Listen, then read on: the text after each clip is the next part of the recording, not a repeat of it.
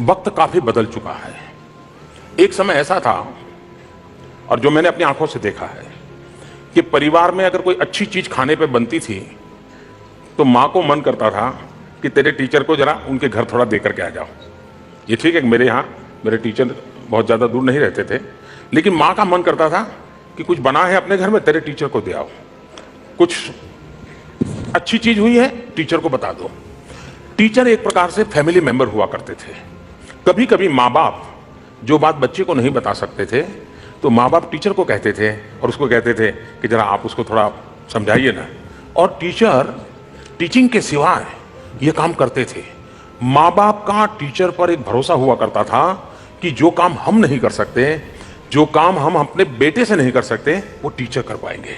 आज धीरे धीरे स्थिति ये है कि बहुत से माँ बाप शायद टीचर को पूरी तरह जानते भी नहीं है, और जानते तो तब है कि जब बेटा आकर के शिकायत कर दे कि टीचर ने मुझे डांट दिया, तो दूसरे दिन गुस्सा करके माँ बाप स्कूल पहुंच जाएंगे और वो टीचर का लेफ्ट राइट करके छोड़ेंगे, तब जाके पता चलता है ये उसका टीचर है।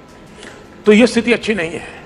जैसे परिवार में फैमिली डॉक्टर, वो परिवार के सब लोगों की सेहत के विषय में जानकार होता है, वैसा ही एक जमाना था, टीचर पूरे परिवार के लोगों को बराबर इकोसिस्टम जानता था और उसके अनुसार वो बच्चे को गाइड करता था, हाथ पकड़ के चलाता था, उसका परिणाम मिलता था। आज वो एक कट हो गया है।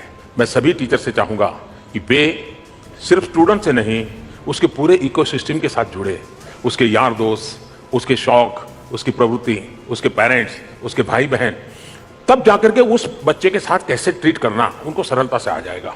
दूसरा, हम लोगों ने गुरु शिष्य परंपरा को जाना है।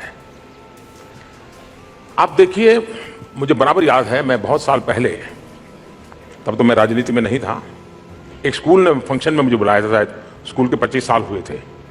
तो मैंने उनको कहा कि मैं जरूर आऊंगा, लेकिन मैं वहां टीचर से भी बात करना चाहूंगा, अलग से मुझे थोड़ा समय मिले। तो मैं टीचर से बैठा और मैंने उन टीचर्स को पूछा, बड़ी स्कूल थी, काफी नामांकित स्कूल थी। मैं उन टीचर्स के साथ बैठा, मैंने उनको पूछा कि भाई आप में से कोई 20 साल से वैसे कितने विद्यार्थी हैं कि जिनका नाम लेते ही आपको गर्व महसूस होता है और आप महसूस करते हैं कि मेरी स्कूल का बच्चा था, ये मेरे क्लास का बच्चा था, ये मेरे सब्जेक्ट का स्टूडेंट था और उसने जिंदगी में ऐसा नाम कमाया है। आपको कोई याद है क्या? और आप हैरान हो जाएंगे, कोई मुझे बता नहीं पाए, कोई बता नहीं पाए। मैंने कहा कि आप में से कितनी डिग्रियां लेकर के निकले उसके बजाय कितनों की जिंदगी बनी। अगर ये आपका क्षेत्र नहीं है तो फिर शिक्षा अधूरी रह जाएगी। और ये बात उन टीचरों को छू गई। फिर मैंने कहा बुरा न लगे तो मैं पूछना चाहता हूं कि आपके स्कूल के कोई स्टूडेंट है जो जेल में है? चौंक गए वो, उनकी मुंडी नीची हो गई, उन्होंने मुझे जवाब नहीं दिया। मैंने 2 एक्सट्रीम सवाल पूछे थे उन टीचर्स को।